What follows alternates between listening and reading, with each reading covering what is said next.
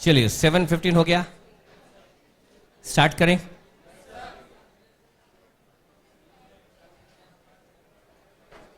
पहला चैप्टर हमने स्टार्ट किया है activity based costing, overhead absorption की जो यूनिक और new and modern technique, improvement over traditional. तो देखिए, ट्रेडिशनल और एबीसी, इसका डिफरेंस भी मुझे आपको क्लियर करना है। पर क्या आपको एबीसी का आइडिया अभी भी है जो हमने कल दिया था?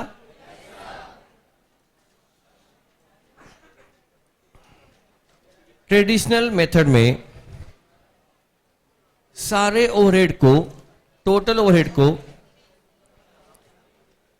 एक ही बेस लेकर चार्ज कर दिया जाता है, लेकिन एक्टिविटी बेस में अलग अलग आइटम्स ऑफ ओवरहेड के लिए अलग अलग रेट यूज की जाती है। तो ओवरहेड का ज्यादा लॉजिकल एब्जॉर्प्शन होता है एक्टिविटी बेस्ड कॉस्टिंग में। और एक बात ध्यान रखिएगा, ये इनडायरेक्ट कॉस्ट है। इनडायरेक्ट कॉस्ट को चार्ज करने की हमारे पास दो मेथड है, ट्रेडिशनल और एबीसी। फिर भी हम कह सकते हैं कि ये दोनों मेथड भी, ट्रेडिशनल पर इंप्रूवमेंट जरूर है एबीसी, पर एबीसी भी कोई साइंटिफिक मेथड नहीं कि हमने जो ओवरहेड चार्ज कर दिए हैं वो वाकई परफेक्ट है। इसमें भी कई सारे एजम्पशन हैं, इसमें भी कुछ एरर्स हैं। यानी एबीसी भी अपने आप में कोई परफेक्ट मेथड नहीं है ओवरहेड एब्जॉर्प्शन की, इसके भी अपने इनहेरेंट ड्रॉबैक है। पर हमें हमारे पास इससे अच्छी कोई सुपीरियर मेथड अभी है नहीं ओवरहेड एब्जॉर्प्शन की। तो आपको ये लगता है कि हाँ इसमें भी गलतियां हैं, तो वाकई हैं, पर यह है कि ये ट्रेडिशनल पर तो इंप्रूवमेंट है। आप खुद सोचिए, मैंने आपको बताया था कल, यदि मैंने आपको कल बताया था, आपको एक रिकॉल कराऊं विद इन 2 मिनट, जैसे आपकी क्या बात करते, बिल्कुल नहीं कराऊं? अच्छा, थोड़ा सा आपकी, चलिए ठीक है। अब एक हाथ थोड़ा फ्लो बन जाएगा। ये एक समझदार बच्चा मिला, जैसे कि मुझे कोई तिनके को सहारा मिल गया, डूबते को तिनका मिल गया बोलते हैं ना, वो तिनके का सहारा मिल गया। वो देखिए, ये है आपकी एक ओवरहेड। मैंने बताया था, जैसे मैं वही ले रहा हूं एक्टिविटी जो बहुत हमारे टच में है। ऑर्डरिंग हमारी एक एक्टिविटी है, इंस्पेक्शन या चेकिंग या टेस्टिंग हमारी एक एक्टिविटी है, पैकिंग भी हमारी एक्टिविटी हो सकती है, पैकिंग, डिस्पैच भी एक्टिविटी हो सकती है, मशीनिंग भी एक एक्टिविटी हो सकती है, स्टोरिंग, कच्चे माल को स्टोर करना, स्टोरिंग भी एक एक्टिविटी होती है। अब हमारा प्रोडक्ट, ये हमारे ओवरहेड्स हैं, इन सबके ओवरहेड्स, और हमारा प्रोडक्ट ए है, बी है, सी है। ये सारे ओवरहेड को टोटल करो, ये टोटल किया, इसको डिवाइड कर दिया मशीन आवर से, और एक रिकवरी रेट निकाली, मान लो 80 पर मशीन आवर, और बस इसी रेट को यूज करके ओवरहेड चार्ज कर दिए, ए से भी, बी से भी, सी से भी, 80 रुपीज पर मशीन आवर।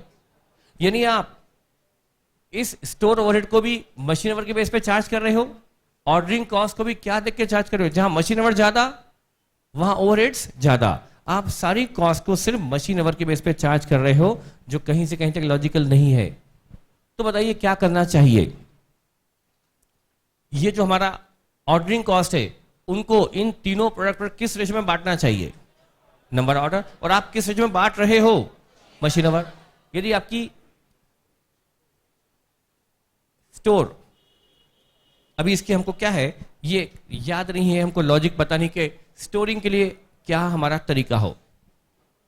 जैसे आपने ऑर्डरिंग कॉस्ट में बता दिया नंबर ऑफ ऑर्डर्स, ऐसे हर ओवरहेड को जो बांटने का आधार है वो अलग होता है। इसका अलग है, इसका अलग है, इसका सबका अलग अलग होता है। जबकि हम ट्रेडिशनल में इस टोटल ओवरहेड को किसी एक ही बेसिस से चार्ज कर दिया करते थे। तो एक्टिविटी बेस पे इस ड्रॉबैक को कवर किया गया है। तो चलिए, क्या ये आपको समझ में ध्यान आ गया? अब देखिए यदि हम यहां बात करें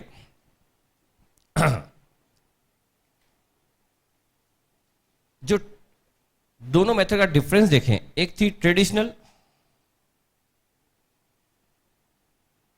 और एक है एक्टिविटी बेस। ये आपको मालूम है चैप्टर चल रहा है ओवरहेड एब्जॉर्प्शन का, तो ये मेथड एक है ट्रेडिशनल, एक है एबीसी। दोनों का डिफरेंस हम देख लेते हैं एक बार, उसके बाद प्रैक्टिकल स्टार्ट हो जाएंगे जल्दी ही। ये ट्रेडिशनल मेथड और एबीसी में क्या डिफरेंस है? नंबर 1, इसमें सिंगल रेट, यस पहला डिफरेंस आप ही ने बता दिया, करेक्ट। इसमें एक रेट होती है, इसमें मल्टीपल रेट, इसमें एक ही रेट होती है ओवरहेड की रिकवरी की, इसमें आप एक ही रेट यूज करते हो फॉर ऑल द ओवरहेड्स, और इसमें अलग अलग ओवरहेड के लिए आप अलग अलग रेट यूज करते हो। एक डिफरेंस तो ये हो गया single rate multiple rate. Cost centre is department, यहां ओवरहेड को डिपार्टमेंट वाइज इकट्ठा किया जाता है, और यहां कॉस्ट सेंटर इज एक्टिविटी। सही बताया, ये पढ़ के आए हो क्या आप लोग? तो यहां पर आप ओवरहेड्स को इकट्ठा करते हो डिपार्टमेंट वाइज, और यहां हम इकट्ठा करते हैं एक्टिविटी वाइज। ये भी मैं आपको बताया था एक बार, अभी फिर एक बार रिवीजन में आएगा। इसके अलावा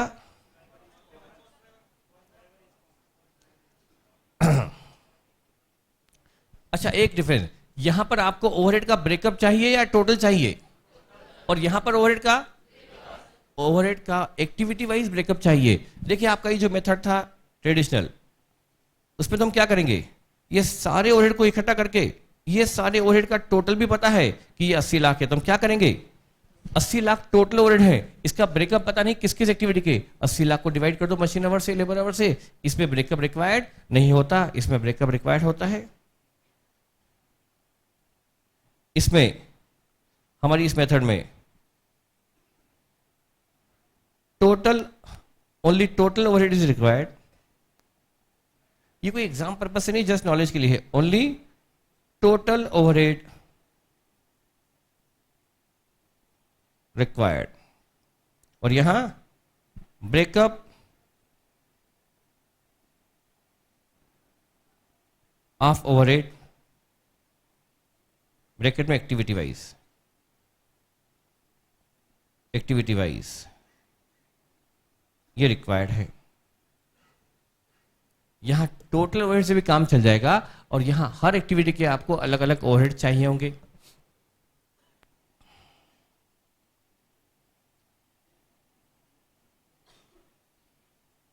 ठीक है, कोई हमें डिफरेंस पूरा देखना नहीं, लिख लिया आपने? चलिए, और कुछ डिफरेंस हम ऐसे अलग से देखते हैं, आपको ये सब देखिए। ये है हमारा overheads, rent, salary, depreciation, insurance, ये सारे ओवरहेड हैं। ऐसे और भी अदर ओवरहेड्स, इलेक्ट्रिसिटी। देखिए क्या होता है, ये है डिपार्टमेंट।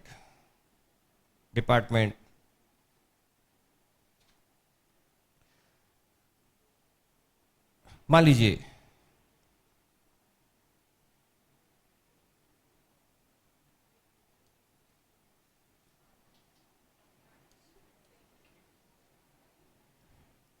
ये हमने बनाया दो डिपार्टमेंट। मान लीजिए यहां पर दो डिपार्टमेंट है, ये है डिपार्टमेंट और ये भी एक डिपार्टमेंट है मान लीजिए, और यहां है प्रोडक्ट।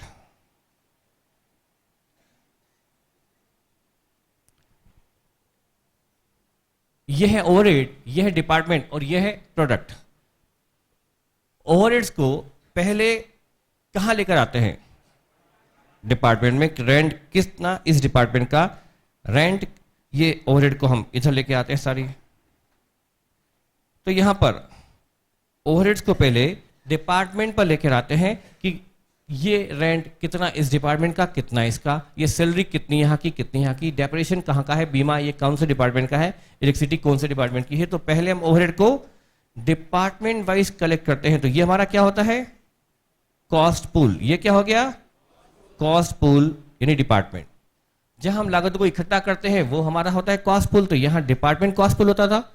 अच्छा, ओवरहेड की सर्विसेज कौन कंज्यूम कर रहा है, ओवरहेड की सर्विसेज प्रोडक्ट कंज्यूम कर रहा है या डिपार्टमेंट। इस डायग्राम को देखकर बोले, ओवरहेड्स की सर्विसेज कौन कंज्यूम कर रहा है। इसीलिए तो इन ओवरहेड को यहां बांटा जा रहा है कि ये ओवरहेड इसका है, ये ओवरहेड इसका है। फिर बाद में फिर ओवरहेड जो यहां इकट्ठे हो जाएंगे इनको हम क्या करेंगे, फिर किससे चार्ज करेंगे, प्रोडक्ट से। जैसे हमारा प्रोडक्ट मान लो एक्स है, तो एक्स डिपार्टमेंट किसकी सेवाएं लेता है, एक्स प्रोडक्ट किसकी सेवाएं, इस डिपार्टमेंट की और इस डिपार्टमेंट की। ध्यान है आपको, डिपार्टमेंटल रिकवरी रेट, यहां के ओवरहेड डिवाइड बाय यहां की रिकवरी रेट, यहां के ओवरहेड यहां की रिकवरी रेट, इस रिकवरी रेट से और इस रिकवरी रेट से हम ओवरहेड चार्ज करेंगे एक्स पर। क्या ये ध्यान आया आपको। इसका मतलब यहां पर services of overheads are consume by department and services of department are consume by product. ये हम करते हैं कौन सी मेथड में, ट्रेडिशनल में या एबीसी में। ये करते हैं ट्रेडिशनल में, करेक्ट। लेकिन एबीसी में क्या होता है, ये हम सारे ओवरहेड को पहले कहां इकट्ठा करते हैं, एक्टिविटी। वहां एक्टिविटी हमारी कॉस्ट पुल होती है, फिर ओवरहेड एक्टिविटी में लाके फिर प्रोडक्ट पे लाते हैं। ये था किसमें, ये था ट्रेडिशनल। एक्टिविटी बेस में क्या होगा, जैसे मैंने फिर से बताया, रेंट है, सैलरी है, डेप्रिसिएशन है, इंश्योरेंस है, इलेक्ट्रिसिटी है।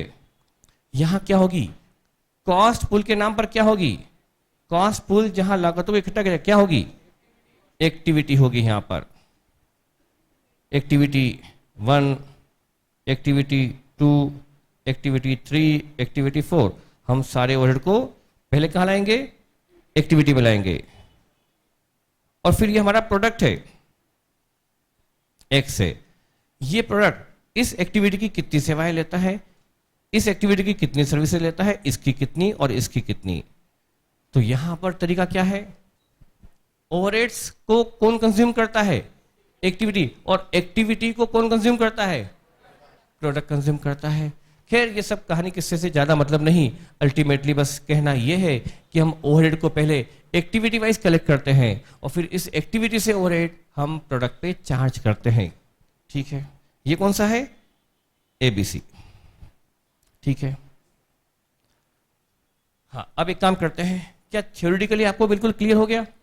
अच्छा, कौन सी इंडस्ट्री ऐसी जहां पर हमें एबीसी की जरूरत ही नहीं। ये एबीसी थोड़ा सा टफ तो है ना, वहां पर एक रेट और यहां ढेर सारी रेट।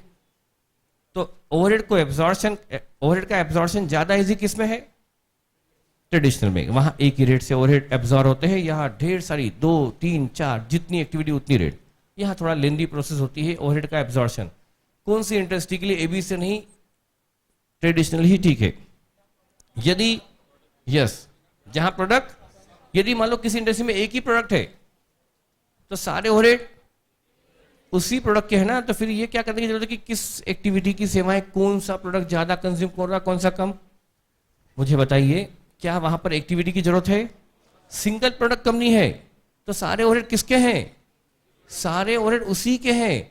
फिर ओवरहेड को अलोकेट करने में इतनी टीडीएस प्रोसेस एडॉप्ट करने की जरूरत क्या है। क्या समझ में आया। यदि मल्टी, हाँ जैसे ओवरहेड मैंने बताया, प्रॉब्लम यह है कि ओवरहेड्स हैं और प्रोडक्ट एक्स भी है, वाई भी है, जेड भी है, तो ये हो गई मल्टी प्रोडक्ट कंपनी। तो हमें देखना पड़ेगा कि कौन सा प्रोडक्ट किस एक्टिविटी की सेवाएं कितनी लेता है। तो मल्टी प्रोडक्ट कंपनी में ही ज्यादा रोल है एबीसी का। पहली बात, सिंगल प्रोडक्ट है तो एबीसी की उतनी रोल नहीं है। दूसरा, ऐसी इंडस्ट्री जहां सिर्फ ह्यूमन बींग का मतलब काम करते हैं, लेबर इंटेंसिव है, जैसे कि जहां ओवरहेड बहुत कम है। क्यों, जैसे कुछ इंडस्ट्री होती है जहां लेबर का रोल बहुत बहुत ज्यादा और ओवरहेड्स बहुत कम होते हैं। आप भी अपनी लाइफ में, डे टू डे लाइफ में देखते हैं। जैसे कौन कौन सी कंपनी बता सकते हैं? कौन कौन से बिजनेस जहां मैन्युअली वर्क होता है, ओवरहेड बहुत कम होते हैं? हाँ, हैंडमेड का जिस बोल सकते हैं, हैंडीक्राफ्ट आइटम में क्या होता है? एक इंडस्ट्री है जो हैंडीक्राफ्ट आइटम बनाती है, तो वहां रोल किसका है? लेबर्स का। क्या वहां ओवरहेड ज्यादा होते हैं? नहीं होते। तो वहां फिर ओवरहेड एब्जॉर्प्शन की आपको इतनी टीडियस प्रोसेस यूज करने की जरूरत नहीं है। वहां ओवरहेड होते ही बहुत कम है, ओवरहेड का क्वांटम इतना कम है कि आपको वहां पर अलग अलग एक्टिविटी के लिए अलग अलग रेट निकालने की जरूरत नहीं है।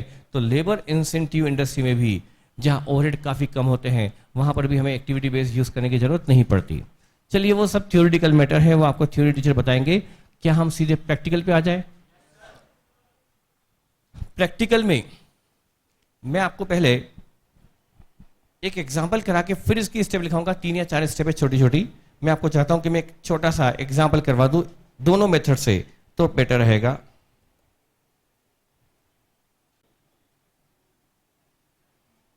आप क्वेश्चन नोट ना करना चाहें तो भी चलेगा, बस ये एक एग्जाम्पल है। जो आप नोट ना करना चाहें तो सिर्फ देख लें।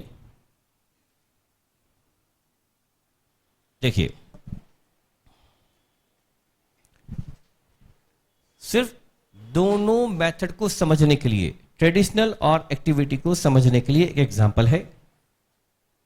एक इंडस्ट्री की कई सारी एक्टिविटी में से उस इंडस्ट्री ने अपनी 4 एक्टिविटी सिलेक्ट कर ली: ऑर्डरिंग, टेस्टिंग, डिस्पैचिंग और मशीनिंग। हमने अभी एक्टिविटी बहुत आसान वाली ली है, जिसका बेसिस आप खुद ढूंढ सकते हैं। एक्टिविटी कॉस्ट ड्राइवर, इस एक्टिविटी की कॉस्ट ड्राइवर क्या होगी? Number of. ये कॉस्ट प्रभावित होती है नंबर ऑफ ऑर्डर से, तो इसका कॉस्ट ड्राइवर हुआ नंबर ऑफ ऑर्डर। टेस्टिंग के लिए नंबर ऑफ इंस्पेक्शन। देखिए, नंबर ऑफ यूनिट टेस्टेड भी होता है, नंबर ऑफ टेस्टिंगर भी। इन्होंने क्या क्वेश्चन ने क्या दिया?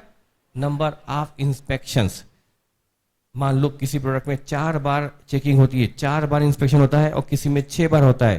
तो जहां नंबर ऑफ इंस्पेक्शन ज्यादा, वहां टेस्टिंग कॉस्ट ज्यादा। तो क्वेश्चन ने खुद ने बता दिया कि आपका कॉस्ट ड्राइवर क्या है? Number of inspections. ये आपको क्वेश्चन में दिया रहेगा मैक्सिमम केस में। डिस्पैचिंग की कॉस्ट, डिस्पैचिंग एक्टिविटी, इसके overhead number of deliveries. Deliveries बढ़ जाएगी तो डिस्पैच का खर्चा ज्यादा होगा, और मशीन का खर्चा नंबर ऑफ मशीनर पे डिपेंड करता है।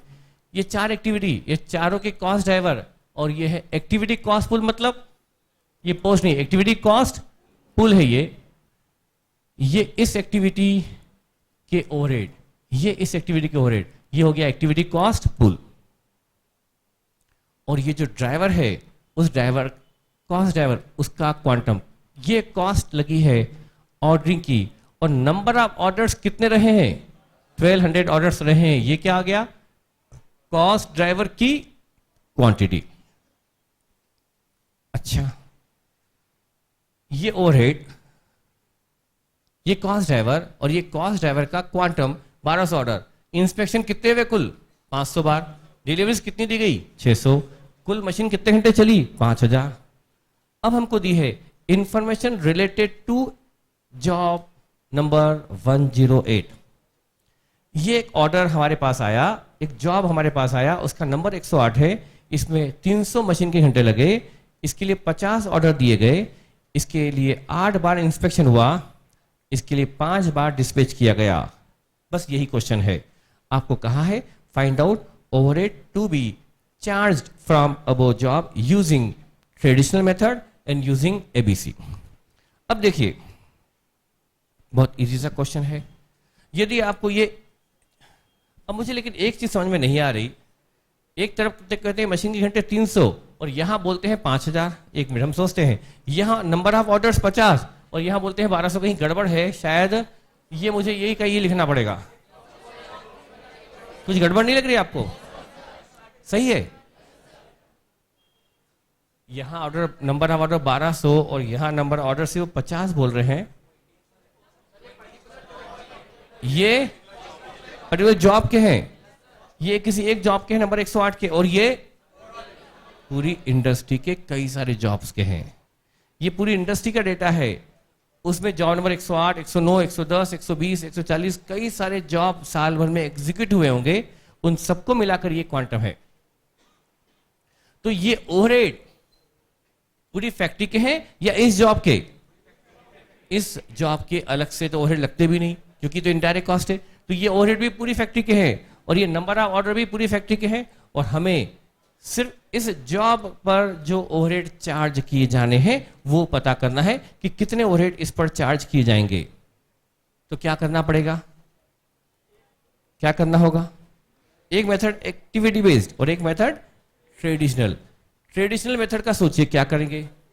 मेथड यदि ट्रेडिशनल है तो आपको ओवरहेड का ब्रेकअप नहीं चाहिए कि कौन से ओवरहेड किस एक्टिविटी के, सारे ओवरहेड जोड़ लो और सारे ओवरहेड को जोड़कर पूरी फैक्ट्री के ओवरहेड जोड़ लो, पूरी फैक्ट्री की मशीन आवर से डिवाइड कर लो। ओवरहेड पूरी फैक्ट्री के, मशीन आवर भी पूरी फैक्ट्री के, एक मिल जाएगी रिकवरी रेट पर मशीन आवर, और उस मशीन आवर से आप ओवरहेड चार्ज कर दोगे। तो देखिए क्या करेंगे, ओवरहेड्स कितने, हमको ट्रेडिशनल में ब्रेकअप नहीं चाहिए, हमको ट्रेडिशनल में टोटल चाहिए। इनका टोटल कर लेंगे। ये जो टोटल आएगा 20,30,000, 20,30,000 है ओवरहेड टोटल।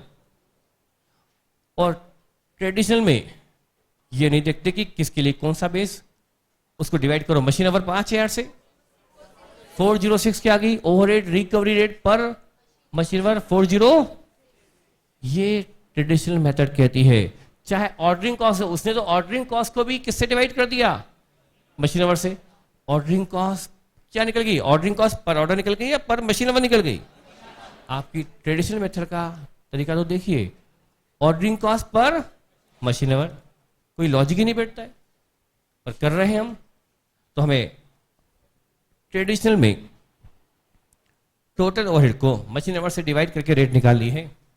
1 घंटे का क्या रेट आया, 406। 1 घंटे का 406, इसमें कितने घंटे लगे मशीन के, 300 घंटे लगे। 1 घंटे का 406 तो 300 घंटों का 1,00,000। ये आपके आगे overhead of job number 108 as per traditional. लेकिन जी एबीसी करना होता तो आप क्या करते, इतने ओवरहेड ऑर्डर से रिलेटेड है, ये हमारा कॉस्ट पूल है, ऑर्डरिंग हमारी एक्टिविटी है, और हमने देखा कि इस एक्टिविटी से रिलेटेड खर्चा 6 लाख का है। तो 6 लाख के खर्चे को, 6 लाख रुपए के खर्चे को मशीन आवर के आधार पर नहीं बल्कि नंबर ऑफ ऑर्डर देखकर चार्ज करना चाहिए। ये ऑर्डरिंग कॉस्ट कितने ऑर्डर्स की, 1200 ऑर्डर की। तो एक ऑर्डर की 500, तो 50 ऑर्डर की 25,000। ऐसे आपको अलग अलग एक्टिविटी के लिए अलग अलग रेट से ओवरहेड चार्ज करने पड़ेंगे। क्या इसको भी मैं टफ मानूं कि ये कुछ टफ चल रहा है? तो अब मैं इसका सॉल्यूशन ले लेता हूं। जस्ट फॉर स्टार्ट, क्वेश्चन में आपको लिखने में टाइम नहीं दे रहा हूं ताकि आपका टाइम बच जाए। क्वेश्चन लिखना चाहेंगे आप लोग? क्या इतना आसान लग रहा है? तो देखिए, पहले ट्रेडिशनल,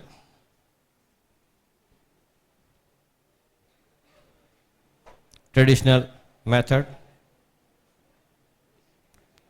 ट्रेडिशनल में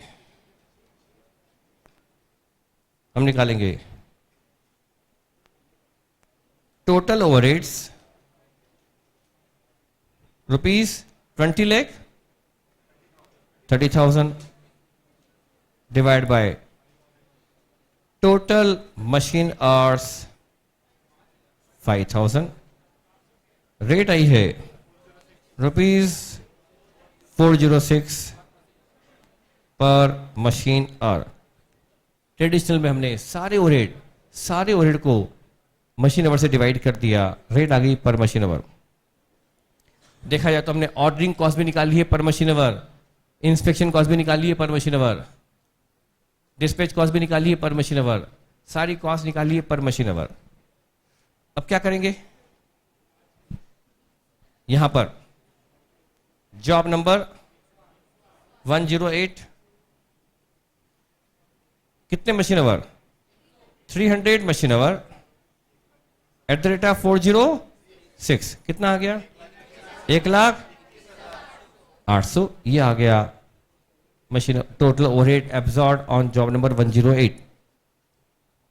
मैं आपको सिर्फ एक एग्जांपल करा रहा हूं ताकि पता तो पड़े ये चैप्टर है क्या। उसके बाद हम क्वेश्चन पे नहीं जाएंगे, अभी क्वेश्चन पे सीधे नहीं जाएंगे, हम बेसिक देखेंगे छोटे छोटे, उसके बाद क्वेश्चन पे।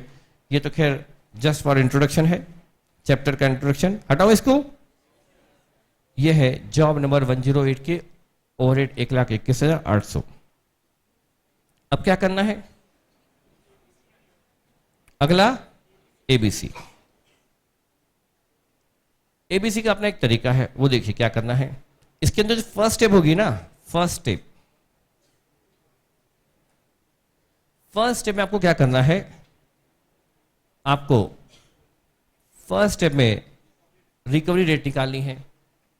रिकवरी रेट फर्स्ट स्टेप में ये है एक्टिविटी,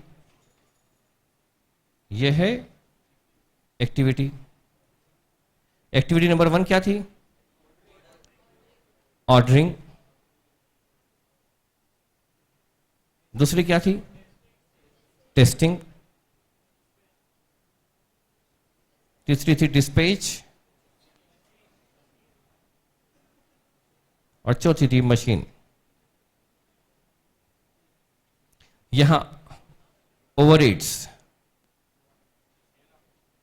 इसके ओवरहेड थे 6 लाख, इसके थे 350, इसके थे 180, इसके थे 9 लाख।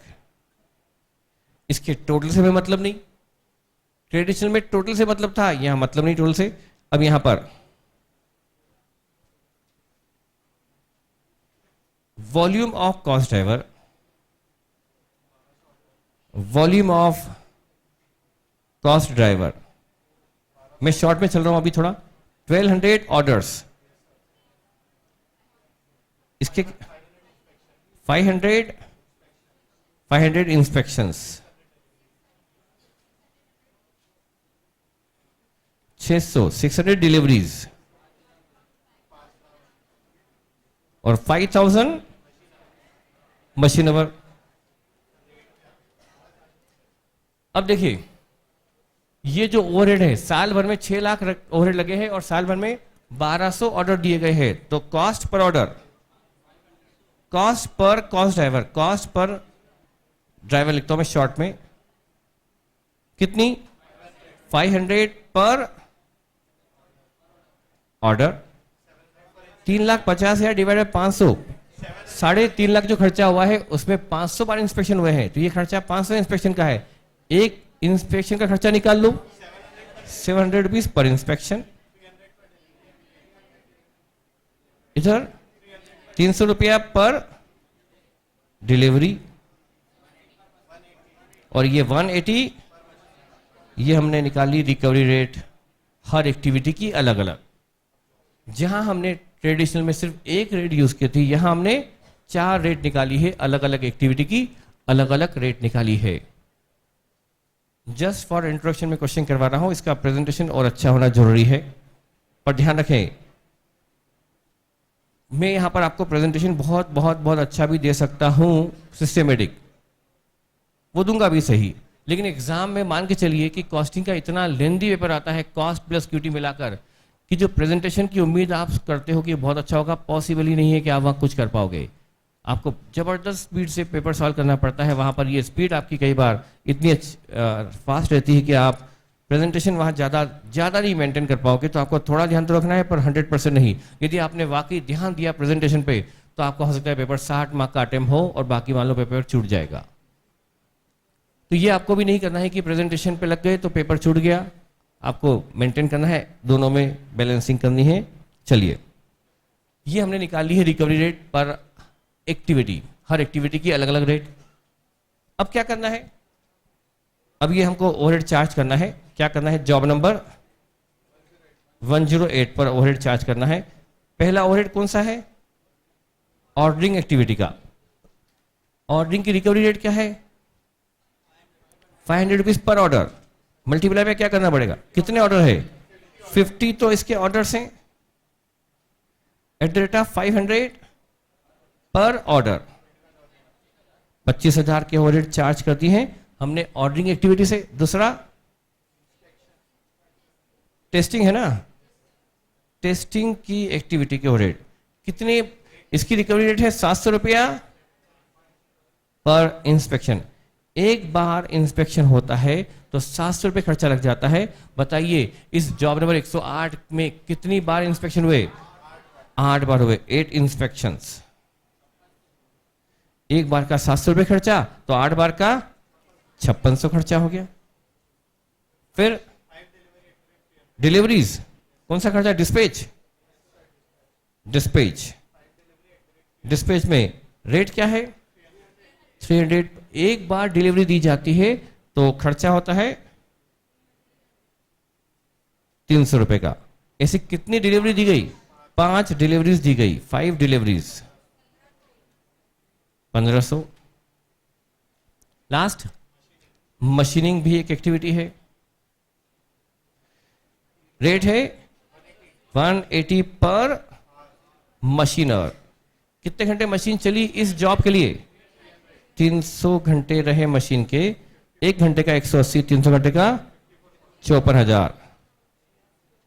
ये रहा 86 100। ये है ओवरहेड एज पर एबीसी। जहां ट्रेडिशनल में आपने सिर्फ एक रेट से सारे ओवरहेड चार्ज कर दिए थे, यहां आपने अलग अलग ओवरहेड के लिए अलग अलग रेट यूज की है। डेफिनेटली ये ओवरहेड की प्रॉपर रिकवरी है और वो गलत रिकवरी थी। उससे हो सकता है अंडर रिकवरी आ रही हो या ओवर रिकवरी, और आप जानते हैं अंडर रिकवरी भी गलत है और वो हमने कल समझ लिया था। ये है एबीसी। क्या एबीसी क्या होता है? रफली ब्रॉडली क्लियर हो गया। चैप्टर का नाम क्या है उससे क्लियर हो गया कि चैप्टर क्या है। अब यहां पर हमें किस किस चीज की जरूरत पड़ती है? एक तो एक्टिविटी। अब मैं आपको बस 3-4 मिनट और लूंगा स्टेप्स लिखवाने के लिए, उसके बाद हम बेसिक्स पे आ जाएंगे। तो आप सबसे पहले क्या करेंगे? Steps of ABC.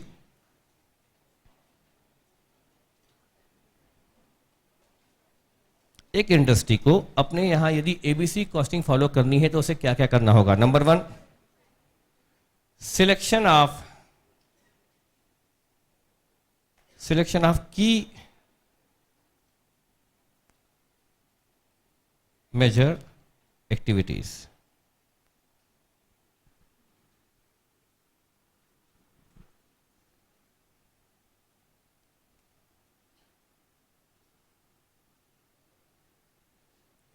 मतलब क्या हुआ? हमें हर एक्टिविटी की अलग अलग रेट निकालनी है।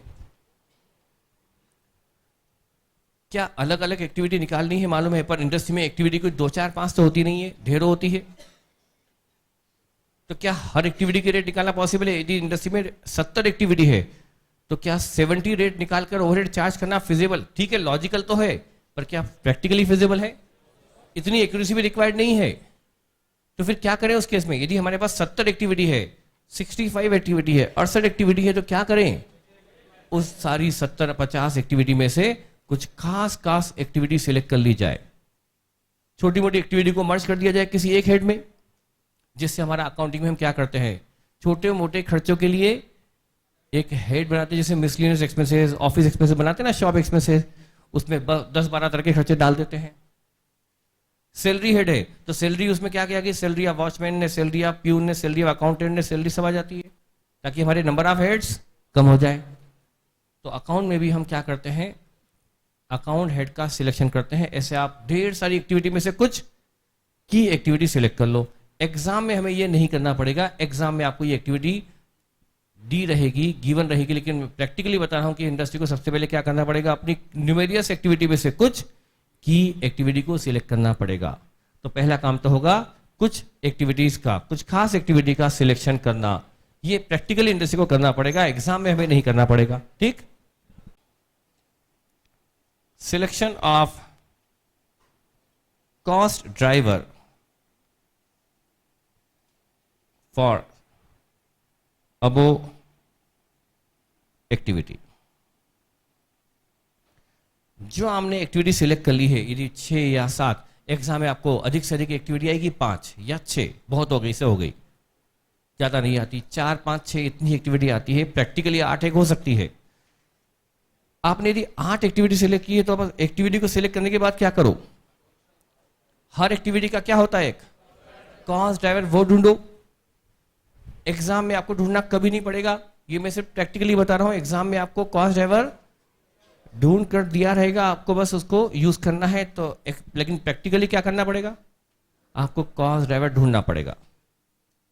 अब कॉस्ट ड्राइवर ढूंढना पड़ेगा तो जैसे कुछ मैंने आपको बताया था, कॉस्ट ड्राइवर वो होता है जो हमारी कॉस्ट को कम या ज्यादा करता है। वो फैक्टर जैसे मैंने कहा था, हमारी फ्यूल कॉस्ट कम ज्यादा होती है नंबर ऑफ किलोमीटर से। किलोमीटर बढ़ने पे हमारी फ्यूल कॉस्ट बढ़ जाती है, किलोमीटर कम होने पर फ्यूल कॉस्ट कम हो जाती है। तो फ्यूल कॉस्ट क्या हो गई, फ्यूल कॉस्ट का कॉस्ट ड्राइवर किलोमीटर हो गया। पेट्रोल का कॉस्ट ड्राइवर क्या हो गया, नंबर ऑफ। और दूसरा जो आपको याद है आईपीसीसी का, ऑर्डरिंग कॉस्ट का कॉस्ट ड्राइवर, आप नंबर ऑफ ऑर्डर बढ़ाते हो तो ऑर्डरिंग कॉस्ट बढ़ जाती है। हमने आईपीसीसी में एक एजम्पशन लिया था कि कॉस्ट प्रति ऑर्डर सेम रहती है। एक ऑर्डर पर खर्चा 500 है तो 2 ऑर्डर पर खर्चा 1000 होगा, तीसरा ऑर्डर करोगे तो 1500 लग जाएगा। जितने order, ordering cost per order same रहती है, बताया था। तो ऑर्डरिंग कॉस्ट का कॉस्ट ड्राइवर होता है number of orders. Machining activity का नंबर ऑफ मशीन आवर। ऐसे हर एक्टिविटी का एक कॉस्ट ड्राइवर होता है, आपको वो सिलेक्शन करना पड़ेगा कॉस्ट ड्राइवर का। हम ये भी करेंगे, एग्जाम में ये दोनों चीज दी रहेगी, पर हमें प्रैक्टिकली दोनों करना पड़ेगा। थर्ड क्या करेंगे, थर्ड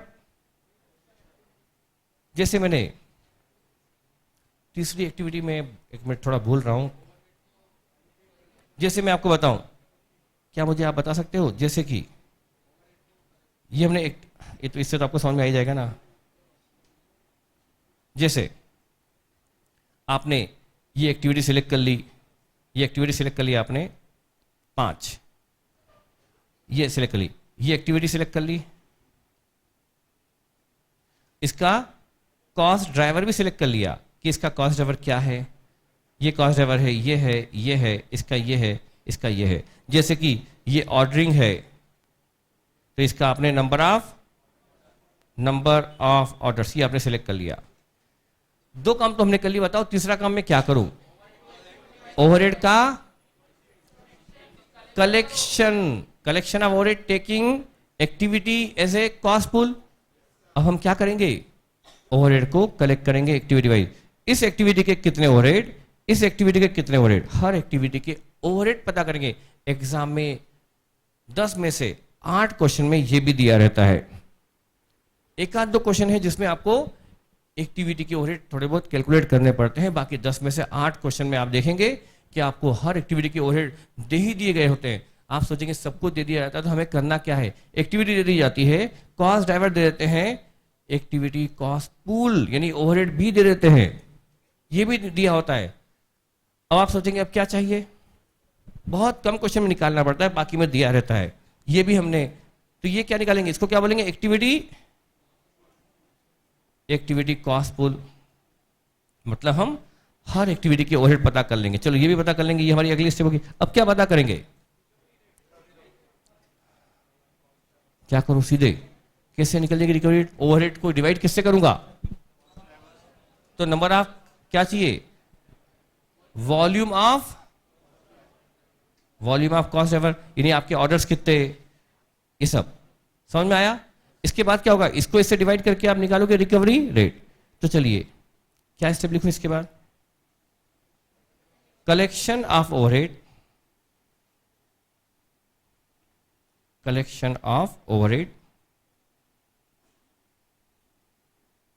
टेकिंग एक्टिविटी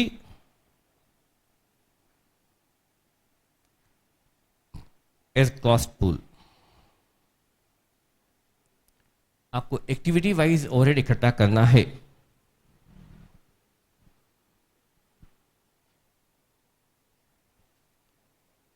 अब इसमें भी क्या होगा, जरा इसमें हम लिख लेते हैं। जैसे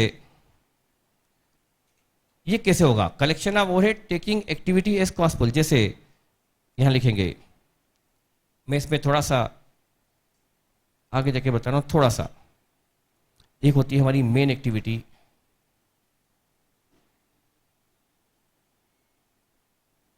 एक होती है सपोर्टिंग एक्टिविटी। ये न समझ में आया तो टेंशन मत लेना, क्योंकि बाद में फिर से आएगा।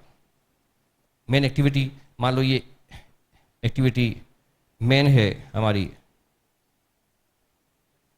ऑर्डरिंग, डिस्पैच और मान लीजिए मशीनिंग। और ये है मान लो canteen, canteen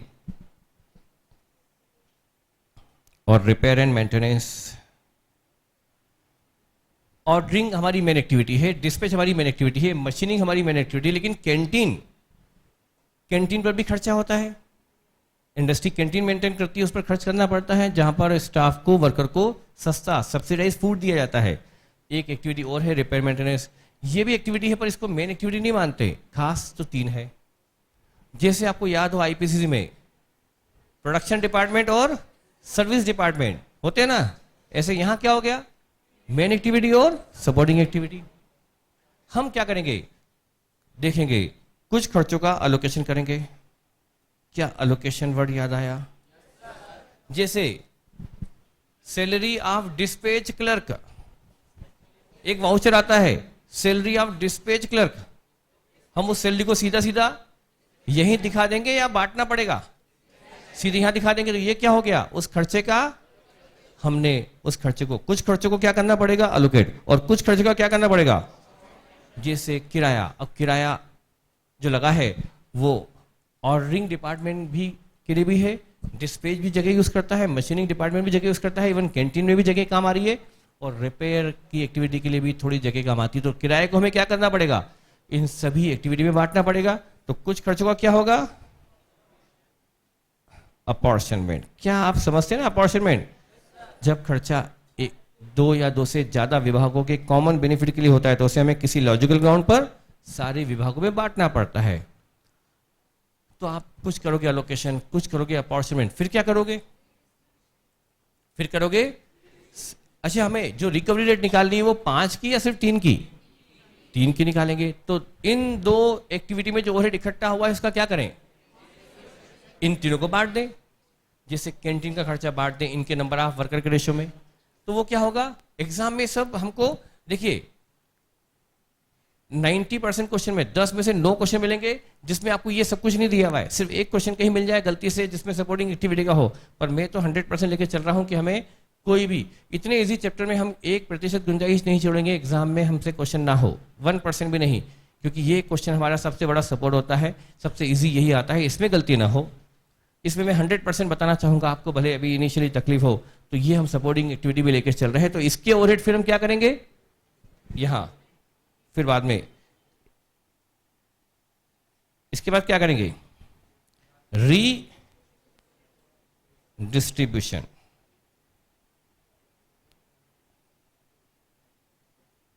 of service activity, service मतलब सपोर्टिंग, यहां से लेस होकर यहां से माइनस करके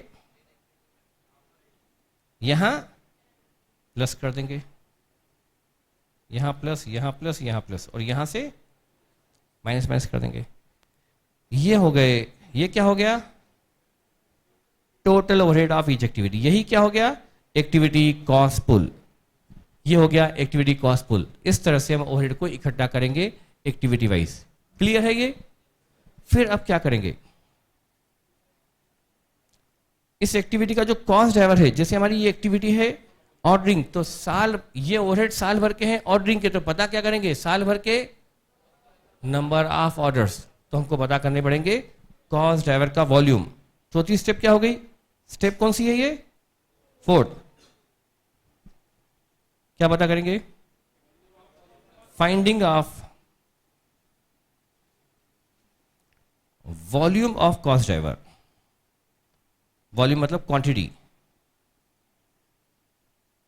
क्वांटिटी ऑफ कॉस्ट ड्राइवर्स, जैसे कितने ऑर्डर्स, कितने डिलीवरीज, कितने मशीन आवर्स, ये पता कर लेंगे, पता करेंगे फाइंडिंग ऑफ वॉल्यूम या क्वांटिटी ऑफ कॉस्ट ड्राइवर। 5वीं स्टेप में क्या करेंगे, रिकवरी रेट निकालेंगे, रिकवरी रेट कैलकुलेशन। इसमें क्या करेंगे, activity cost pool activity cost pool divide by volume of cost driver, volume of cost driver. ये मिल जाएगी हर एक्टिविटी की recovery rate. Recovery rate for each activity लिख देंगे, recovery rate for each activity.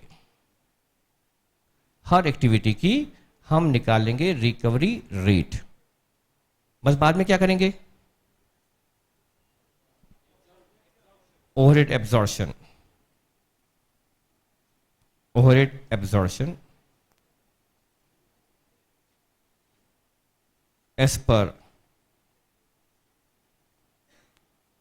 uses of services of activity by products। कौन सा product किस एक्टिविटी की कितनी सर्विसेज यूज कर रहा है।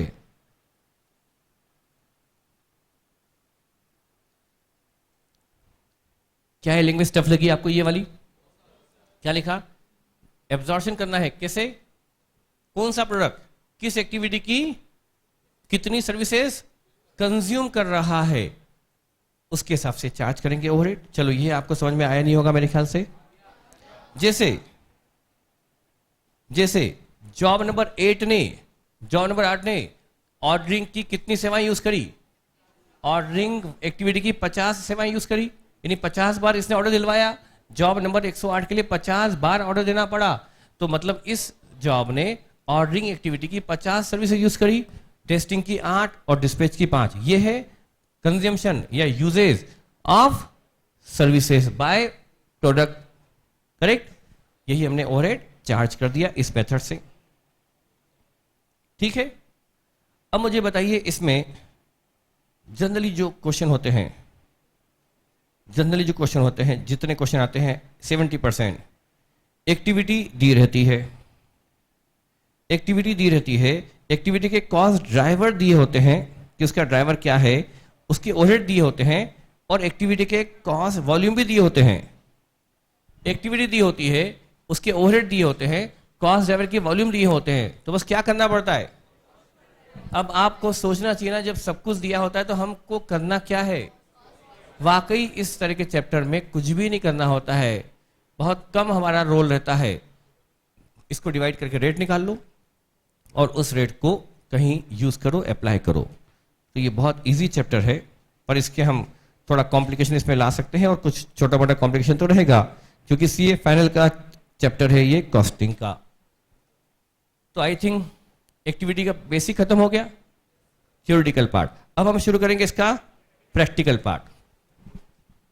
अब यहां पर मैंने यही कहा कि यदि हमको इस चैप्टर पर पूरी ग्रिप बनानी है, जैसे मैंने आपको छोटे छोटे क्वेश्चन से ग्रिप बनानी है, ताकि जब क्वेश्चन करना शुरू करें, मैं जानता हूं कि हर बच्चे का तो नहीं, पर क्लास के कम से कम 50% बच्चे, उससे भी ज्यादा हो सकते हैं, बेसिक क्वेश्चन खत्म होने के बाद 50 से 60% बच्चे ऐसे होंगे कि हम क्वेश्चन पढ़ेंगे और पढ़ने के बाद आपको लगेगा कि अब ये क्वेश्चन मुझे करवाने की जरूरत नहीं, जबकि मैं 100% कराऊंगा। कॉस्टिंग में तो मैं एक भी क्वेश्चन नहीं छोड़ सकता, एक भी क्वेश्चन में छोड़ूंगा नहीं, क्लास में का सारे करवाऊंगा, ये मान के चलिए। लेकिन आपको ये फील जरूर होगा और होना चाहिए कि हाँ ये क्वेश्चन में पढ़ लिया ना, अब इसकी जरूरत नहीं है, हम घर पे इसको कर सकते हैं। ये फील आपको जब तक नहीं होगा, हमारे बेसिक का कोई वैल्यू नहीं। और ध्यान दें, आप कॉस्टिंग में जैसे मैंने कहा कि 10 क्वेश्चन कर लिए, 10 क्वेश्चन आपको अच्छे से समझ में आ गए, 11वां क्वेश्चन एग्जाम में आएगा तो आपसे नहीं होगा। इवन वही पूरे सारे पॉइंट मिला दिए या कुछ भी नया हो गया, मुश्किल होगी। ग्रिप आपकी आएगी इस बेसिक क्वेश्चन से। वो बेसिक क्वेश्चन मैंने बना रखे हैं और आपको लिखना ना पड़े, इसलिए मैंने वो आपको उसका प्रिंट आउट दे दिया। आपको जो नोट्स मिलेंगे, नोट्स कल शाम से मिलना शुरू हो जाएंगे। उसमें ये चीज ये है, ये एज इट इज आपके नोट्स में भी है, पर चूंकि अभी सबके पास नोट्स नहीं है, मुझे इसलिए प्रिंट आउट देना पड़ा। आपके नोट्स में है, मतलब आपको अलग से इस शीट को संभालने की जरूरत भी नहीं है। अब देखिए, मैं ये मान के चल रहा हूं कि एग्जाम में क्वेश्चन कैसा भी आ सकता है, कुछ भी अननोन आ सकता है। कभी एक्टिविटी निकालनी पड़ेगी, कभी एक्टिविटी कॉस्ट पूल, कभी कॉस्ट ड्राइवर। तो अब हम सारी चीजें निकालना सीखें। क्या आप चाहते हैं कि मैं एक क्वेश्चन पहले और करवा दूं फिर बताऊं कि क्या क्या कैसे कैलकुलेट होता है? यदि आपको ये सब क्लियर हो गया कि हाँ ये क्वेश्चन होता कैसे है, ये आपको स्टेप क्लियर है कि हम एक्टिविटी लिखते हैं, उसके ओवरहेड लिखते हैं, फिर उसका कॉस्ट ड्राइवर लिखते हैं, उसके वॉल्यूम से डिवाइड करके रिकवरी रेट निकालते हैं और उस रिकवरी रेट को किसी न किसी प्रोडक्ट पर, जॉब पर चार्ज करते हैं। मुझे कॉन्फिडेंस आ जाए कि हाँ आपको ये सब मालूम। तो अब देखिए हमें किसी क्वेश्चन में ये निकालना पड़ेगा, हो सकता है हमें ये निकालना पड़े, ये तो हमें निकालना सीखना ही है, जो कि मैक्सिमम क्वेश्चन में दिया होता है, फिर भी मैं निकालना सिखाऊंगा आपको कि हम ये कैसे निकालते हैं। ठीक है, अब देखिए अभी हमने बहुत सारी एक्टिविटी भी सीखी नहीं है, किसका कॉस्ट ड्राइवर क्या होता है वो भी सीखा नहीं है। ठीक है, वो हम देखेंगे बाद में। चलिए, तो सारी बातों को पेंडिंग करके मैं कुछ बेसिक क्वेश्चन स्टार्ट करने जा रहा हूं, हम उस पर ध्यान देते हैं, देखिएगा। ठीक है,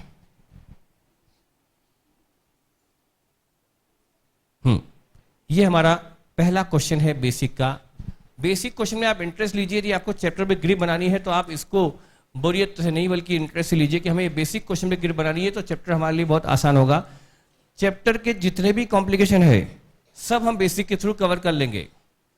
यदि ये क्लियर है, ये क्लियर है, मैं तो ये भी बोल सकता हूं, यदि ये क्लियर है तो आप मेरे एक भी क्वेश्चन कराए बगैर भी आप 80% क्वेश्चन आप खुद सॉल्व कर सकते हो, बेसिक अच्छा हो गया तो ये सारे क्वेश्चन बुक में नहीं मिलेंगे, पर आपको लिखना नहीं पड़े क्वेश्चन, वो मैंने क्वेश्चन आपको दे दिए प्रिंट आउट में, लेकिन सॉल्यूशन जरूर आप नोट करते जाएंगे। ठीक है, सबसे पहले आया है find out number of production run. क्या प्रोडक्शन रन समझते हो आप? प्रोडक्शन रन मतलब, प्रोडक्शन रन का मतलब समझते हो? एक लॉट में कई बार प्रोडक्शन होता है लॉट में। जैसे मेडिसिन बनती है बेच में। जैसे यदि बन रहा है डिस्प्रिन टेबलेट, तो हर एक टेबलेट अलग से नहीं बनती, एक ही मिक्सचर में मान लो वो एक बार केमिकल मिलाते हैं, पाउडर मिलाते हैं और उसी मिक्सचर में एक साथ वो 20 लाख टेबलेट मान लो बनाते हैं। 20 लाख में मैं कम ही बोल रहा हूं, मान लो उन्होंने एक घोल में, एक मिक्सचर में 20 लाख टेबलेट्स बना ली, तो वो एक क्या कहा जाता है? वन बेच। उसको हम कहते हैं वन बेच, या उसको बोल सकते हैं एक बेच या वन रन। फिर वो अगली और टेबलेट बनानी है तो उनको फिर से क्या करना पड़ेगा? फिर से मिलाएंगे मटेरियल, फिर से डालेंगे मशीन में, फिर से उसको कुछ टेम्परेचर में रखेंगे, फिर उसकी टेबलेट बनेगी, वो अगला लॉट हो गया। तो लॉट या रन या बेचेस का मतलब एक ही होता है। क्या क्लियर है आपको? तो ये नंबर ऑफ रन मतलब number of batches, number of lot. तो आपको निकालना है कि कितने लॉट, कितने रन, कितने batches. Gross output for production run, gross output of A production run, एक रन में, एक बेच में, एक लॉट में 2570 यूनिट का आउटपुट निकलता है और उसमें से 70 का हो जाता है रिजेक्शन। जब ग्रॉस है, ग्रॉस मतलब इसमें से कुछ भी घटा हुआ नहीं है, ग्रॉस वो जिसमें कुछ भी ना घटा हो, और नेट वो जिसमें से कुछ घट जाए। तो बताइए नेट प्रोडक्शन कितना? एक लॉट यदि आप लोगे, एक रन में आप 2500 ही बना पाओगे गुड यूनिट, बाकी 70 तो आपकी बेकार हो जाएगी। यदि आपको कुल 50,000 यूनिट बेचना है तो हमें 50,000 यूनिट को बनाने के लिए कितने रन डिवाइड बाय 2570? 2500 सही है क्या? हमें 50,000 गुड यूनिट चाहिए और एक लॉट में 2500 गुड यूनिट ही बनती है। 2500 गुड यूनिट के लिए एक रन, तो 50,000 गुड यूनिट सेलेबल यूनिट के लिए 20 रन्स। ये आ गया हमारा आंसर 20 रन्स।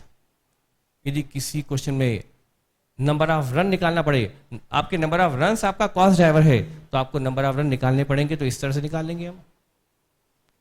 हटाओ इसको, ये आपका हो गया number of runs 20 runs, 20 batches 20 lots. आगे बढ़ो, अगला है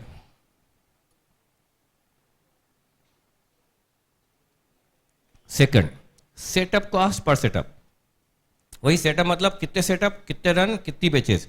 एक बार मशीन को सेट करते हैं तो हमारा 7,500 रुपया कॉस्ट आती है। ये है कॉस्ट पर सेटअप।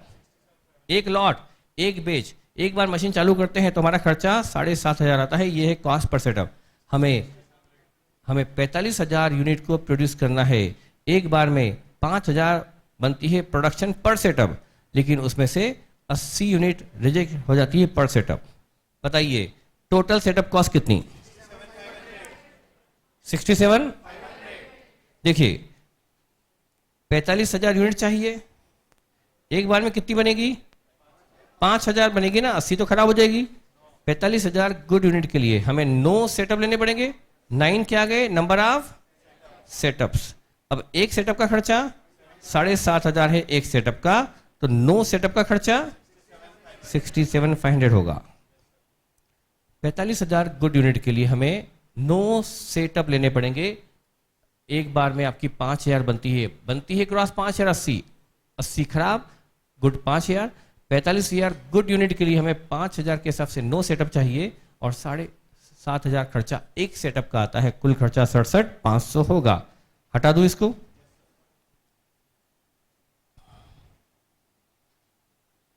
ठीक है।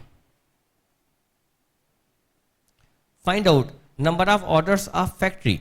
Number of orders of factory, ये आ गया number of order. Number of order हमारा कॉस्ट ड्राइवर होता है ना। किसी क्वेश्चन में नंबर ऑफ ऑर्डर्स निकालने हैं फॉर द ईयर। हमारे 3 रॉ मटेरियल हैं ए बी सी।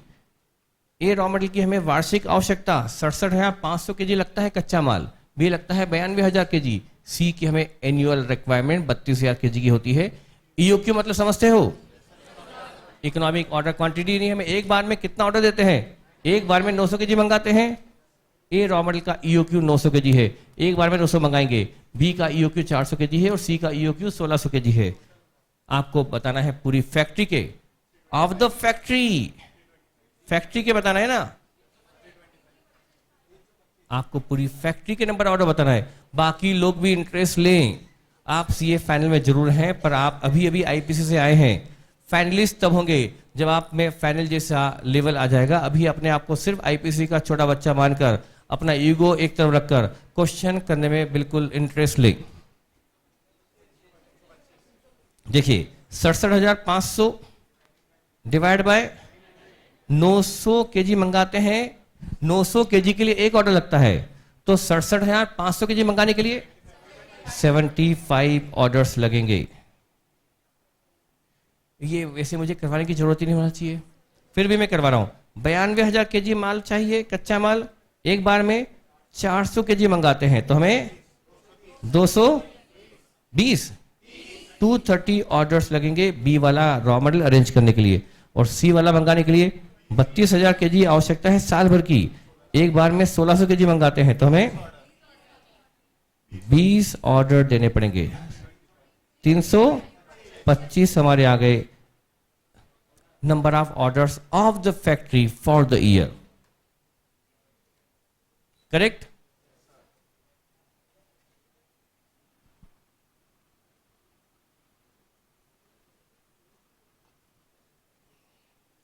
ये सब कहां काम आएगी, समझ में आ रहा है आपको? यदि क्वेश्चन ने नंबर ऑफ ऑर्डर चाहिए तो ऐसे निकल जाएंगे, और हम ऑर्डरिंग कॉस्ट को इस नंबर ऑफ ऑर्डर से डिवाइड कर देंगे, तो हमारी आ जाएगी cost per order. Find out number of machine hour if. हमारा एक्स प्रोडक्ट है, इसकी कई जगह जरूरत पड़ती है, जबकि है बहुत आसान, कई क्वेश्चन में काम आएगा। 3 प्रोडक्ट हैं और हमें टोटल मशीन आवर चाहिए पूरी इंडस्ट्री के। एक्स प्रोडक्ट की 3,000 यूनिट हमें प्रोड्यूस करना है और इसकी एक यूनिट में 6 घंटा लगता है, तो कुल मशीन के घंटे कितने होंगे? बहुत आसान है ये तो। क्या इसको भी करके बताऊं? मैं सीधा ऐसे गुणा कर देता हूं ना। ये आ गया 18,000, ये 34,200, इसके 18,600, टोटल 70,800। ये आ गए पूरी फैक्ट्री के मशीन आर। करेक्ट?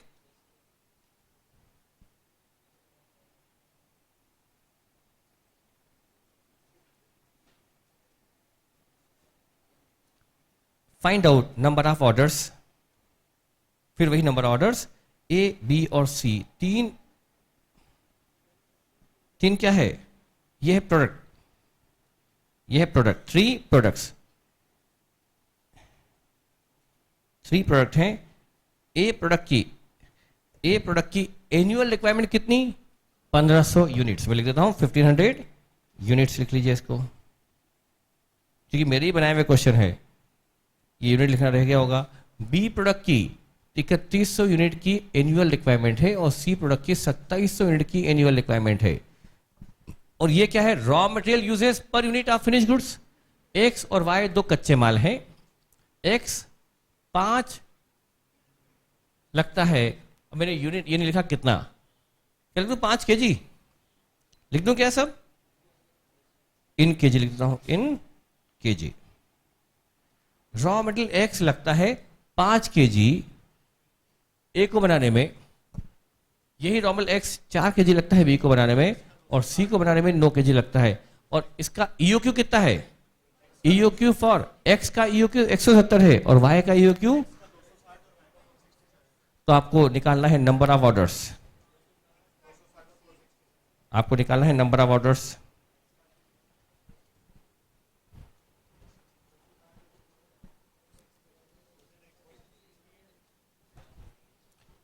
कैलकुलेशन में इंटरेस्ट न लेना, आप कॉस्टिंग को नहीं जीत सकते। हाँ,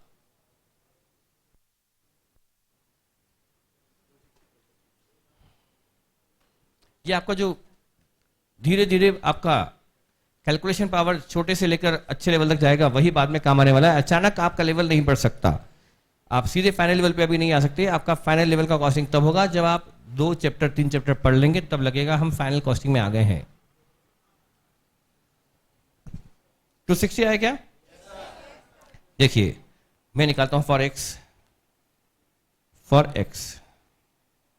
for raw material X, X A की 1500 यूनिट बनाने में 5 kg के हिसाब से 7500 kg की आवश्यकता है।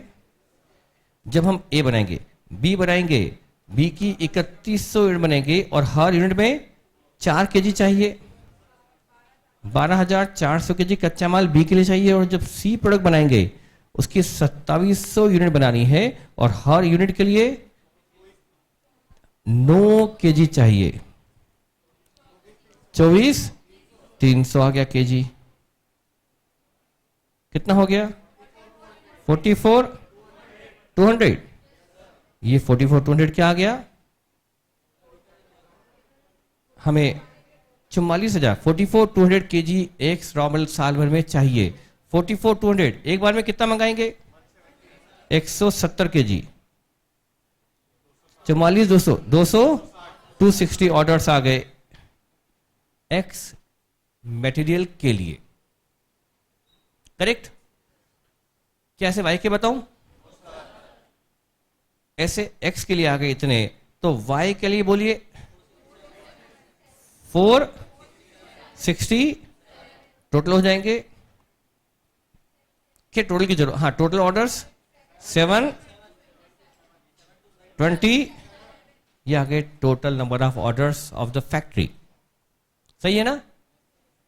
आप कहें तो वाई का भी कर दूं, वाई के मतलब मिलाकर कुल मिलाकर 727 ऑर्डर होंगे साल भर के फैक्ट्री के। क्वेश्चन छोटा सा है, बस दिखने का बड़ा है।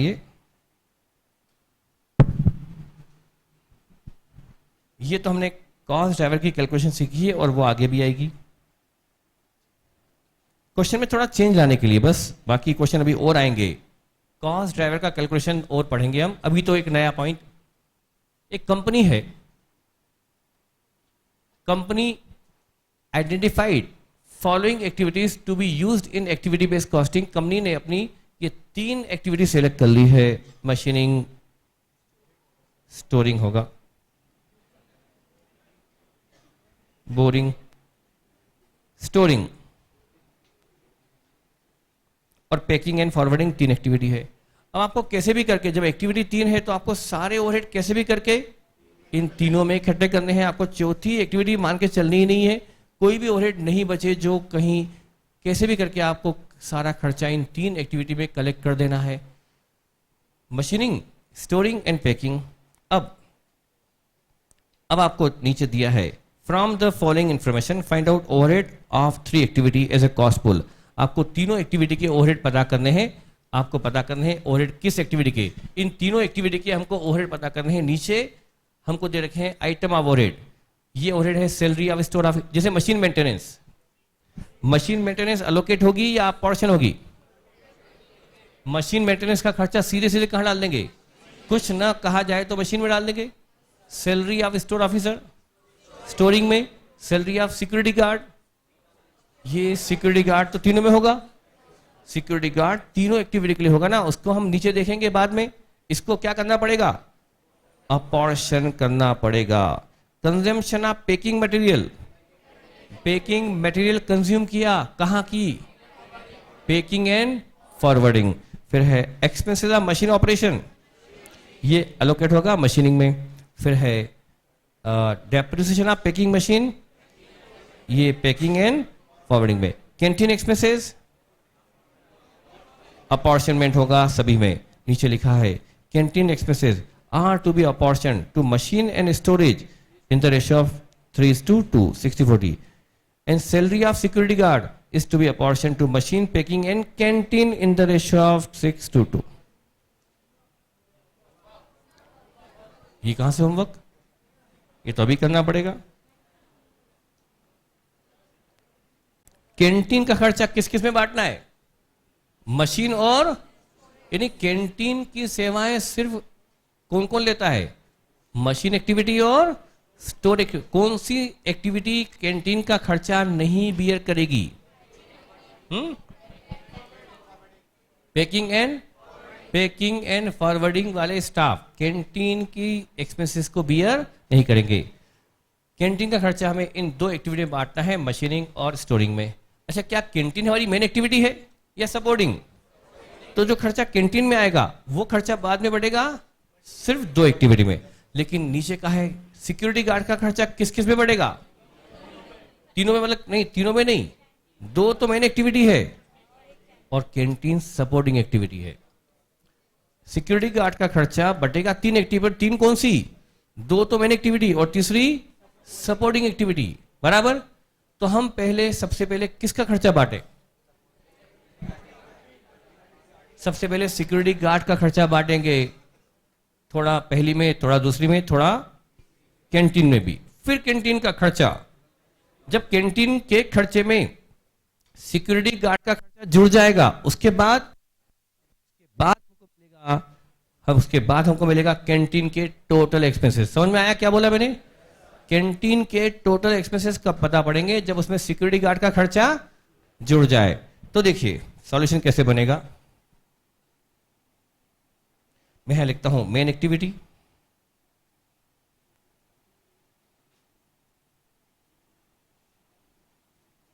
और सपोर्टिंग एक्टिविटी,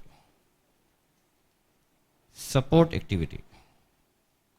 मेन एक्टिविटी है क्या क्या? पहली कौन सी थी? पहली मशीन है, मशीन, एक स्टोरिंग, पैकिंग एंड फॉरवर्डिंग, और यहां कैंटीन, बस कैंटीन ना। सिक्योरिटी गार्ड तो एक खर्चा है, वो कोई एक्टिविटी है नहीं, पर कैंटीन को उन्होंने क्या माना है? एक एक्टिविटी। अब देखिए, अब कैंटीन को उन्होंने एक्टिविटी क्यों माना, अभी समझ में आएगा आपको। सबसे पहला खर्चा हमको दे रखा था, ये हमने लिख लिया पहले, एक्टिविटी मेन और सपोर्टिंग। सबसे पहला खर्चा क्या था? Machine maintenance, machine maintenance, machine maintenance.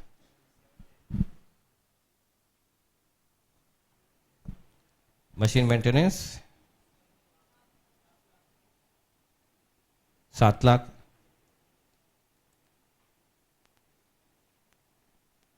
Maintenance 7 lakh यहां लिख दूं। ये हमने खर्चा अलोकेट कर दिया, अपॉर्शन की जरूरत नहीं पड़ी। अगला खर्चा सैलरी ऑफ स्टोर ऑफिसर, ये खर्चा 80,000 सीधे स्टोर में अलोकेट कर दिया, इसको भी अपॉर्शन करने की जरूरत नहीं पड़ी। अगला खर्चा सैलरी ऑफ सिक्योरिटी गार्ड, इसका खर्चा दो तो जाएगा मेन एक्टिविटी में और तीसरा जाएगा सपोर्टिंग में। इसका खर्चा कितना कहां दो बताइए? मशीन में 60,000, स्टोर में, पैकिंग फॉरवर्डिंग में, पैकिंग में नहीं है, मेरी बात सुनो, फिर से बोलो। 60,000 मशीन में है ना? अच्छा, स्टोरिंग में नहीं है, पैकिंग में 20,000, कैंटीन में 20,000। जो दिया है वही लिखना है। अच्छा, और खर्चा बोलो। पैकिंग मटेरियल,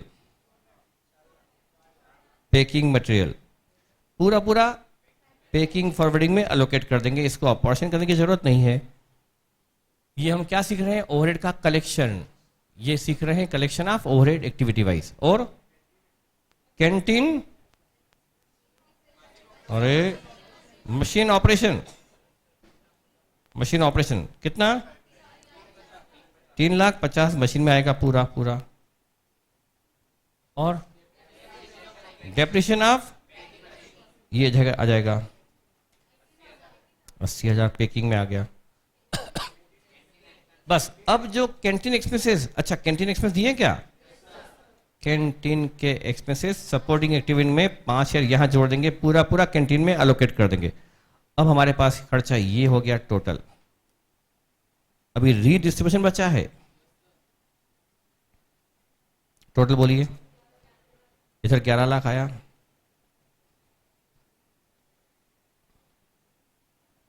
इधर 80,000 आया, इधर 11,10 था क्या?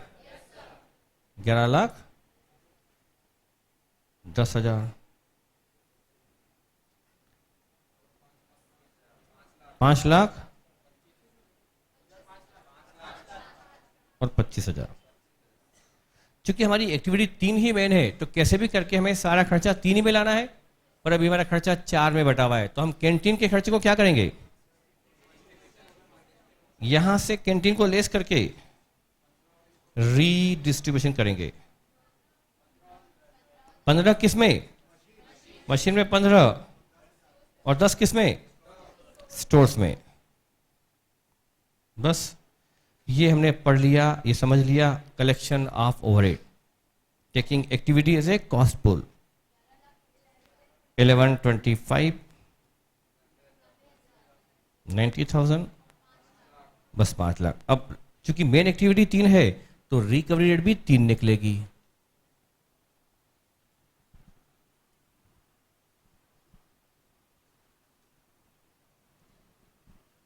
मेरी स्पीड फास्ट तो नहीं है?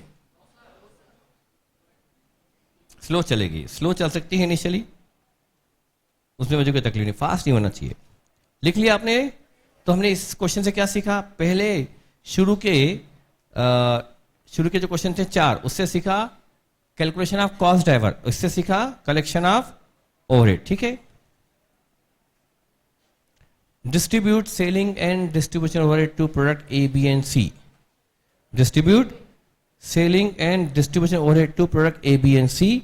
Selling and distribution overhead includes advertisement 3 lakh. Selling and distribution overhead में 3 लाख खर्चा विज्ञापन का शामिल है। Product B is sold by company to its wholly own subsidy.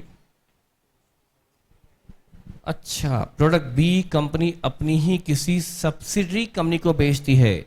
वो कंपनी जो इसके कंट्रोल में है, जैसा ये घुमाती है वैसे वो घूमती है, जैसे चलाती है वैसे घूमती है, उसको बोलते हैं सब्सिडरी कंपनी, जिसमें इसका मेजर स्टेक है, मोर देन 50% इसने इक्विटी शेयर ले रखे हैं, वो है सब्सिडी कंपनी। उसी को बेचती है प्रोडक्ट बी। ठीक है, क्या दिक्कत है उसे? अब सेल ए में है, बी में है, सी में। Selling and distribution overhead 12 lakh के हैं।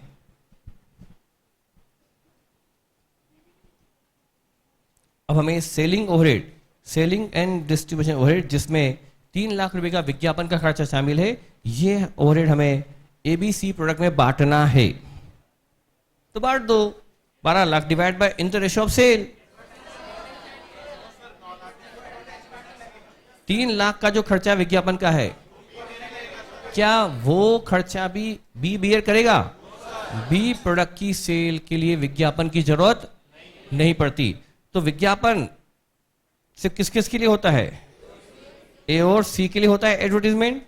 तो विज्ञापन का खर्चा, लेकिन जो बचेगा 9 लाख, वो 9 लाख तीनों का। कई बार भले बेचे सब्सिडी को, लेकिन उसका डिस्पेच तो करना पड़ता है। कोई सब्सिडी कंपनी कोई पड़ोस में थोड़ा होती है कि वहीं पहुंचा दिए माल, डिस्ट्रीब्यूशन का खर्चा तो लगेगा नहीं लगेगा। सब्सिडी कंपनी दूर है तो माल तो पहुंचाना पड़ेगा ना वहां, तो विज्ञापन नहीं लगेगा, लेकिन डिस्ट्रीब्यूशन की कॉस्ट तो 3 लाख का खर्चा जो विज्ञापन का है वो ए और सी बियर करेंगे, बी नहीं करेगा, क्योंकि बी के लिए विज्ञापन की जरूरत नहीं पड़ती। अपनी सब्सिडी कंपनी को बेचने के लिए क्या विज्ञापन देंगे? पेपर में, टीवी में एड देंगे क्या? लेकिन ए और सी के लिए लगेगा विज्ञापन। बचा हुआ 9 लाख, बचा हुआ 9 लाख क्या है? Selling and distribution other than advertisement. उसको हम तीनों प्रोडक्ट में सेल के रेशियो में बांट देंगे, जिसकी सेल ज्यादा उसको ओवरहेड ज्यादा। तो सॉल्यूशन क्या बना? A product, B product, C product.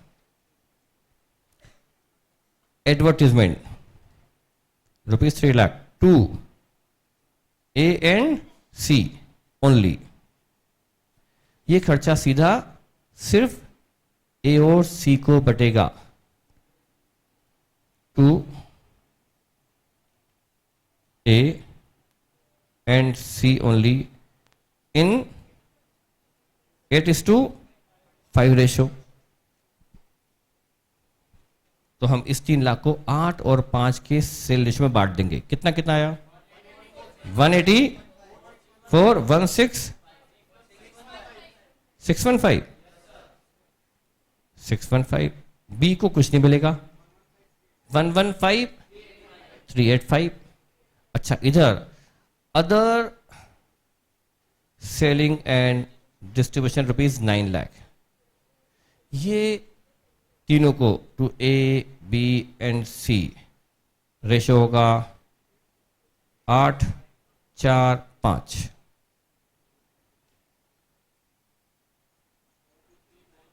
Four to 3 5 2 9 2 1 1 7 6 5 2 6 4 7 0 6। यह आ गया टोटल। टोटल कर लोगे ना? क्यों टाइम वेस्ट करें? समझ में आ गया? इससे सिखाना क्या चाहता था मैं? यदि कोई ओवरहेड किसी एक्टिविटी के लिए नहीं लगता तो वो ओवरहेड वो एक्टिविटी बियर नहीं करेगी। इवन यदि क्वेश्चन ऐसा लिख दिया होता कि इसमें विज्ञापन का खर्चा 3 लाख है जो सिर्फ ए के लिए है, जो सिर्फ ए के लिए है, तो हम क्या करते? 3 लाख सिर्फ ए को देते और बचा हुआ तीनों को बांटते। एक company is using traditional costing, एक कंपनी ट्रेडिशनल कॉस्टिंग यूज करती है and recover overhead on the basis of labour our. Overhead recovery rate है इसकी ₹5। बजटेड लेबर आवर्स 1 लाख है। Analysis show that total budgeted overhead consist, budgeted overhead का 20% inspection cost है, 10% procurement cost है, 25% machine maintenance cost है। ऐसे आपको cost का ब्रेकअप दिया है। Calculate activity wise overhead. कितना घटिया क्वेश्चन है, पर फिर भी समझ नहीं पड़ रहा। इतना आसान है कि ऐसे ही दिख रहा है। पर बताओ ना, ये सारी चीजें मैंने कहीं ना किसी ने किसी क्वेश्चन से ली है। हर चीज किसी ने किसी क्वेश्चन में आई हुई है। ये समझ लोगे तो क्वेश्चन करते वक्त हमें स्ट्रगल नहीं करना पड़ेगा, फटाफट क्वेश्चन हमारे होंगे। ये भी किसी न किसी क्वेश्चन में आया है तभी मैंने लिया है। पर देखिए क्या होगा, अभी क्वेश्चन में आपके पास सिर्फ एक ही चीज निकालनी है। जब क्वेश्चन बड़ा होगा और उसमें ये फैक्ट कहीं दबा होगा तो कई बार ये एकदम से जज नहीं हो पाएगा। अभी तो मैंने आपको सिर्फ टू द पॉइंट इंफॉर्मेशन दी है। एक अभी ये जो 20% है ओवरहेड का, 20% इंस्पेक्शन कॉस्ट है, पर हमको टोटल ओवरहेड तो पता ही नहीं है। तो पहले टोटल पता कर लो। 1 घंटे का 5 तो 1 लाख घंटे का। ट्रेडिशनल कॉस्टिंग में हमें ओवरहेड का ब्रेकअप नहीं चाहिए होता है, लेकिन एक्टिविटी में हमें ओवरहेड का एक्टिविटी वाइज ब्रेकअप चाहिए। तो हम पहले पता कर लें कितने आ गए, 5 लाख आ गए। हटाऊं बस, 5 लाख को क्या करोगे? 20% मतलब 1,50,000, 1,25,000, 125, 1। बस ये चीजें उस वक्त आएगी तब आपको नया ना लगे कि हमने इसको कहीं देखा नहीं। बेसिक में हर चीज बेसिक में देखी हुई हो, most of the point basic में हम कवर कर चुके हों। तो यदि आपको किसी क्वेश्चन में एक्टिविटी वाइज ओवरहेड न देकर के टोटल ओवरहेड से एक्टिविटी वाइज निकालना हो तो आप पहले टोटल ओवरहेड निकालो, उसके बाद उसका क्लासिफिकेशन करो एक्टिविटी वाइज में। हटाओ इसको, हाँ नहीं मैं हटा रहा हूं ना इसको, बस हटा दिया। अभी कहां से, बस 8:36। एक और लास्ट, एक लास्ट, बस last. In industry decided to use activity based costing. एक